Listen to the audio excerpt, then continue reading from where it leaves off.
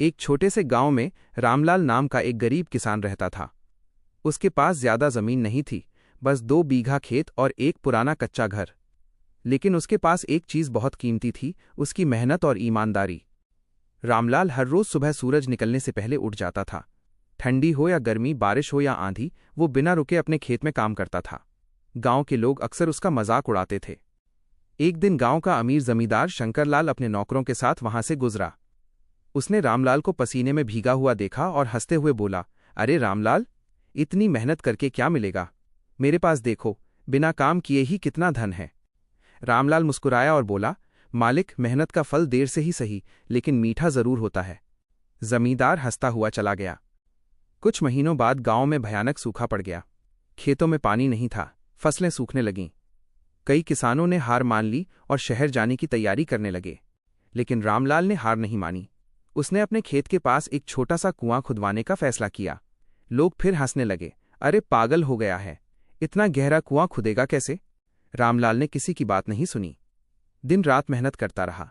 उसके हाथ छिल गए, शरीर थक गया, लेकिन उसने हार नहीं मानी। एक दिन अचानक जब वो और गहराई तक खुदाई कर रहा था, उसे पानी मिल गया। पूरा गांव हैरान रह गया। अब रामलाल के खेत में पानी था। उसने धीरे धीरे अपनी फसल को बचा लिया।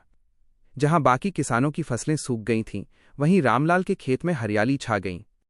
कुछ ही समय में उसकी फसल तैयार हो गई और उसने बाजार में बेचकर अच्छा पैसा कमाया। अब वही लोग जो पहले उसका मजाक उड़ाते थे, उसके पास सलाह लेने आने लगे।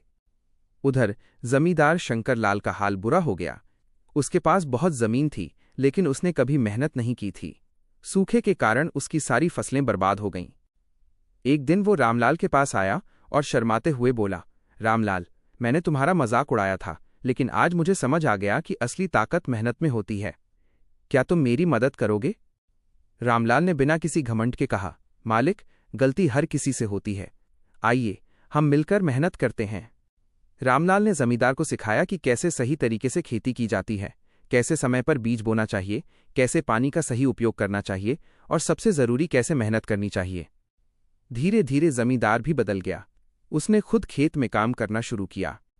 कुछ सालों बाद रामलाल अब गांव का सबसे सम्मानित किसान बन गया। उसके पास अब ज्यादा जमीन, अच्छा घर और खुशहाल परिवार था। लेकिन उसने कभी अपनी सादगी और मेहनत को नहीं छोड़ा। गांव के बच्चे उससे अक्सर पूछते, चाचा, आपका सबसे बड़ा धन क्या है? रामलाल मुस्कुराकर कहता, मेरा सबसे बड़ा धन है मेहनत, ईमानदारी और धैर्य। मेहनत और ईमानदारी की ये कहानी वाकई बहुत प्रेरणादायक है।